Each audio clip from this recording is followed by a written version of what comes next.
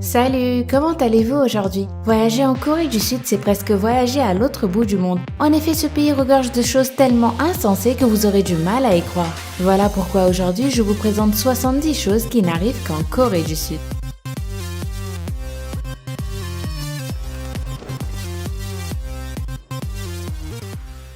La pornographie est interdite. Le sport national est le taekwondo. La fleur nationale de la Corée du Sud est l'hibiscus. Le hanbok est leur vêtement traditionnel. Le service militaire est obligatoire. Les personnes qui ne font pas leur service militaire sont souvent mises à l'écart par la société et en ressentent une grande honte. Les Sud-Coréens sont très nationalistes et la plupart d'entre eux préfèrent acheter des produits fabriqués dans leur pays en priorité. Il existe beaucoup de harcèlement en Corée du Sud. Lorsqu'un supérieur invite un employé à prendre un verre, ce dernier ne peut pas refuser. Lorsqu'un père accepte le fiancé de sa fille, il l'invite à prendre un verre et ça non plus ne peut pas être refusé.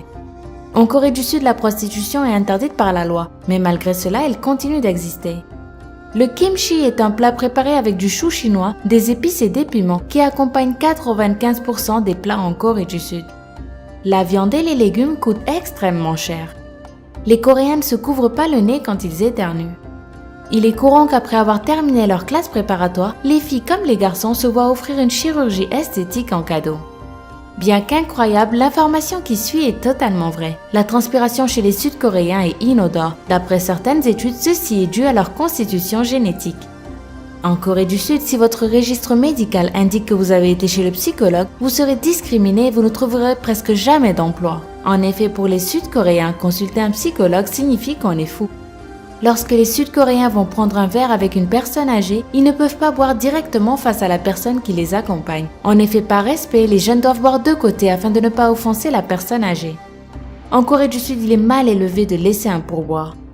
Lorsque les enfants sud-coréens fêtent leur anniversaire, on les fait choisir entre différents objets posés devant eux. C'est une coutume pour donner un indice sur leur future profession.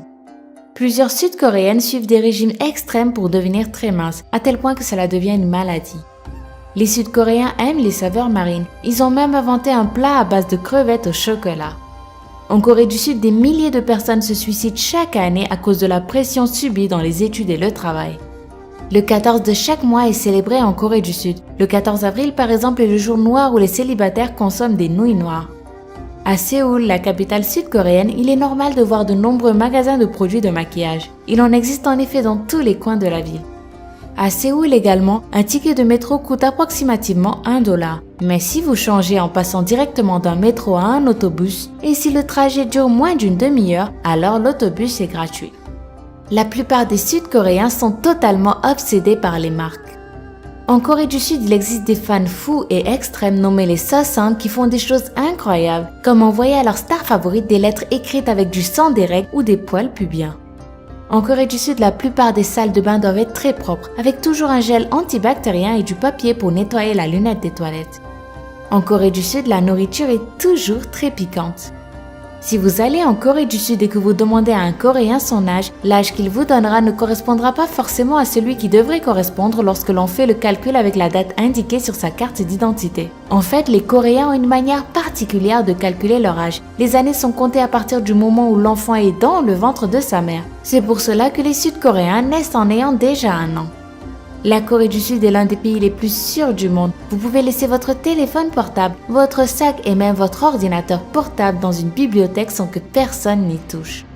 Il y a énormément de cafétérias en Corée du Sud avec différentes thématiques, comme les Koyangis Café où vous pouvez prendre le thé avec votre chat. Comme au Japon, l'un des festivals les plus populaires en Corée du Sud est celui des cerisiers en fleurs. Il a lieu chaque printemps au début du mois d'avril et dure une dizaine de jours pendant lesquels tout le monde va contempler les fleurs de cet arbre. Les Sud-Coréens s'inclinent pour saluer et s'ils saluent avec une poignée de main, alors ils courbent leur dos pour montrer leur respect. Les Sud-Coréennes portent souvent des jupes très courtes mais ne mettent jamais de décolleté car on leur apprend que montrer leur sein est très mal vu. Les Sud-Coréens sont très vaniteux, il y a même des miroirs dans les stations de métro pour qu'ils puissent s'admirer à leur guise. Il est normal de voir des personnes ivres dans la rue. En Corée du Sud, il est correct de faire des bruits en mangeant, cela signifie qu'on apprécie la nourriture. Internet est gratuit dans plein d'endroits comme les bus, les métros et même les parcs.